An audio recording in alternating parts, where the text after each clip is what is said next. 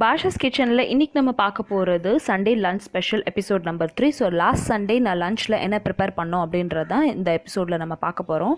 So last Sunday நான் prepare பண்ணது என்ன அப்படின்னு கேட்டிங்கன்னா, குடல் குழம்பு, மிளகு ரசம், வெண்டைக்காய் பொரியல், அப்புறம் ரைஸ் பண்ணிட்டேன்.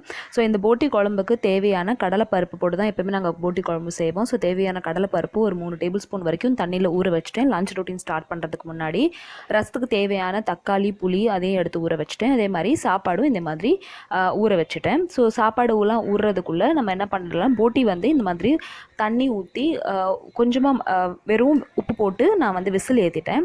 ஸோ இது விசில் வர்றதுக்குள்ளே நான் வந்து ரசத்தை தாளிச்சிட்டேன். மிளகு ரசம் தான் அன்றைக்கி நான் செஞ்சுருந்தேன். எங்கள் வீட்டில் போட்டி குழம்பு பார்த்திங்கன்னா நான் மட்டும் சாப்பிட மாட்டேன். ஸோ அதனால் எனக்காக ரசமும் வெண்டைக்காய் பொரியலும் நான் செஞ்சுக்கிட்டேன். கிரேவி போட்டுக்குவேன், ஆனால் வந்து குடல் வந்து சாப்பிட மாட்டேன். ஸோ அதனால் எனக்கு பழக்கம் இல்லை சாப்பிட்டு. ஸோ அதனால் எனக்காக வெண்டைக்காயும் ரசமும் நான் வந்து செஞ்சுட்டேன். ஸோ இந்த போட்டி வந்து நீங்கள் போட்டு விசிலில் ஒரு 5-6 விசில் வச்சு ஃபஸ்ட்டு எடுத்து வச்சுக்கோங்க. அதுக்கப்புறமா அதுக்கு தேவையான மசாலா நம்ம அரைச்சிக்கலாம். மசாலாவில் பார்த்தீங்கன்னா பட்டை, கிராம்பு, சோம்பு, மிளகு, அப்புறம் ஏலக்காய் போட்டு ஃபஸ்ட்டு மிக்சியில் இந்த மாதிரி அரைச்சி பவுடர் மாதிரி போட்டு எடுத்து வச்சுக்கோங்க. ட்ரை பவுடர் மாதிரி ஃபஸ்ட்டு ரெடி பண்ணி வச்சுக்கோங்க.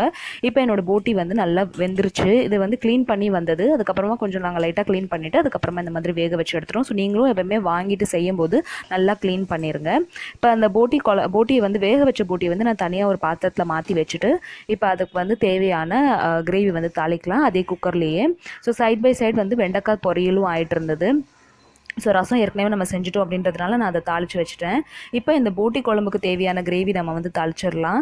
ஃபஸ்ட்டு ஒரு கொஞ்சமாக எண்ணெய் ஊற்றி ஒரு 6-7 டேபிள் ஸ்பூன் எண்ணெய் ஊற்றிடுங்க. எண்ணெய் ஊற்றிட்டு ஒரு 3 வெங்காயம், 2 தக்காளி, 2 பச்சை மிளகாய் போட்டு நல்லா எல்லாத்தையும் வதக்கிக்கோங்க. ஸோ இப்போ இந்த போட்டியெல்லாம் போட்டுட்டு மறுபடியும் நம்ம வந்து விசில் வைக்க போகிறோம். இந்த வெங்காயம் தக்காளி வதங்குற டைமில் கொஞ்சமாக உப்பு போட்டு நல்லா அதையும் வதக்கிக்கிறாங்க. வதக்கிட்டு இப்போ வந்து நம்ம அதுக்கு தேவையான அந்த மசாலா நம்ம அரைச்சி வச்சுருக்கோம் இல்லையா, பவுடராக அரைச்சி வச்சுருக்கோம்ல, அந்த மசாலா பவுடரை நான் இதில் போட்டுடுறேன். இதில் போட்டுட்டு மசாலா பவுடர் போட்டு அதையும் நல்லா ஒரு 2 நிமிஷம் சாட் பண்ணுங்கள். சாட் பண்ணதுக்கப்புறமா ஒரு 2-3 டேபிள் ஸ்பூன் வரைக்கும் இஞ்சி பூண்டு பேஸ்ட் சேர்த்துக்கிறோம். சேர்த்துட்டு அதையும் நல்லா நம்ம வந்து இப்போது வதக்கணும். ஒரு 5 நிமிஷம் இது நல்லா வதங்கட்டும். ரொம்ப ட்ரை ஆகிற மாதிரி இருந்துச்சுன்னா அந்த போட்டி குழம்புக்கு நம்ம போட்டி வந்து வேக வச்சுருக்கோம் இல்லையா, அந்த தண்ணி கொஞ்சம் ஊற்றி நீங்கள் இஞ்சி பூண்டு பேஸ்ட்டை நல்லா வேக வைங்க. இப்போ அந்த கடலைப்பருப்பையும் போட்டுட்டு இப்போ இந்த குடலையும் வந்து வேக வச்ச குடலை அந்த தண்ணியோட அந்த சூப்போட அப்படியே நம்ம அதில் போட்டுடணும். ஸோ நீங்கள் போட்டி போடுறதுக்கு ஒரு 2 நிமிஷம் முன்னாடி கடலைப்பருப்பு போட்டுக்கோங்க. போட்டுட்டு இப்போ என்ன மசாலா போடணும் இதுக்கு அப்படின்னு பார்த்தீங்கன்னா, மிளகாத்தூள், தனியாத்தூள் போடணும், மஞ்சள் தூள் போடணும், உப்பு போடணும், கலந்து தூள் 1 டீஸ்பூன் போட்டுக்கோங்க. கலந்து தூள் இல்லாதவங்க சாம்பார் பொடி ஒரு 1/2 டீஸ்பூன் போட்டுக்கலாம். நல்லா உங்களுக்கு வந்து ஃப்ளேவர் கிடைக்கும் அதில்.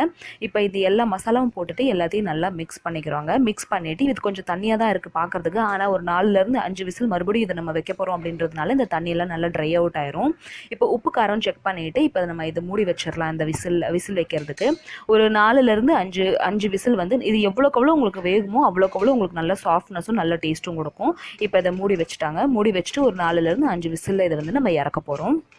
ஸோ சைட் பை சைட் பார்த்தீங்கன்னா எனக்கு வெண்டைக்காய் பொரியலும் ஆயிடுச்சு, ரசமும் ஆயிடுச்சு.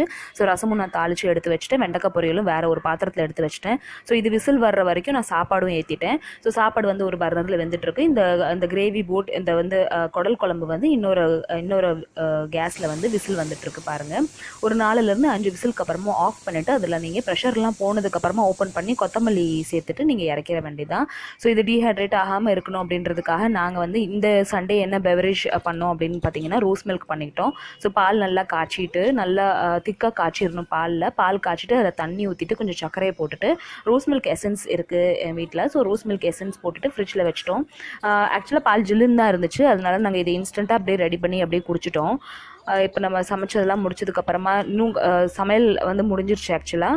ஸோ அதுக்குள்ளே நம்ம வந்து இதெல்லாம் குடிச்சிடலாம் அப்படின்னு சொல்லிட்டு அதை நாங்கள் எடுத்து வச்சுட்டு கொஞ்சம் குடிச்சு தெம்பானதுக்கப்புறமா இப்போ நம்ம போட்டி குழம்பு இங்கே ரெடி ஆயிடுச்சு. ஸோ சண்டே லன்ச் ஸ்பெஷல் ரொம்ப சிம்பிளாக தான் பண்ணோம். பட் ஆனால் இது வந்து நீங்கள் இந்த குழம்பு நீங்கள் வைக்கிறீங்க அப்படின்னா கொஞ்சம் நல்லா க்ளீன் பண்ணி வாங்கிட்டு அதுக்கப்புறமா நீங்கள் இது செய்யுங்க. அப்போ தான் நல்ல டேஸ்ட் கொடுக்கும். ப்ளஸ் அப்போ தான் நம்மளுக்கு ஹெல்த்தியும் கூட. இப்போ நம்மளோட போட்டி குழம்பு ரெடி ஆயிடுச்சு. எனக்கு இந்த கன்சிஸ்டன்சி கரெக்டாக இருக்கும். சாப்பாட்டில் போட்டு பிசைஞ்சு சாப்பிட்றதுக்கும் கரெக்டாக இருக்கும். ப்ளஸ் சைடில் தொக்கு மாதிரி வச்சுக்கிட்டாலும் இது கரெக்டாக இருக்கும். அதனால் இந்த கன்சிஸ்டன்சிலே இதை நான் வேறு ஒரு பாத்திரத்துக்கு மாற்றிடுறேன். ஸோ என்னோட சண்டே லன்ச் வந்து ரெடி ஆயிடுச்சு. ரசம் வச்சாச்சு, வெண்டைக்காய் பொரியல் ஆயிடுச்சு, பெவரேஜும் ரெடி ஆயிடுச்சு, ரைஸ் இருக்குது, அப்புறம் வந்து போட்டி குழம்பு ரெடி ஆயிடுச்சு. ஸோ இதே மாதிரி ஒரு சிம்பிளான சண்டே லன்ச் ஸ்பெஷல் நீங்களும் இந்த வீக் ட்ரை பண்ணி பாருங்கள். அண்ட் இந்த லன்ச் ரொட்டீனோட வேறு என்ன ஆப்ஷன்ஸ் நீங்கள் கொடுக்க முடியும் அப்படின்றது எனக்கு கமெண்ட் செக்ஷனில் சொல்லுங்கள். இந்த சண்டே லன்ச் ரொட்டீன் உங்களுக்கு பிடிச்சிருந்துச்சு அப்படின்னா என்னோட சேனலில் கண்டிப்பாக லைக் பண்ணுங்கள், ஷேர் பண்ணுங்கள் அண்ட் சப்ஸ்கிரைப் பண்ணுங்கள். தேங்க்யூ ஸோ மச் ஃபார் வாட்சிங். பாய்.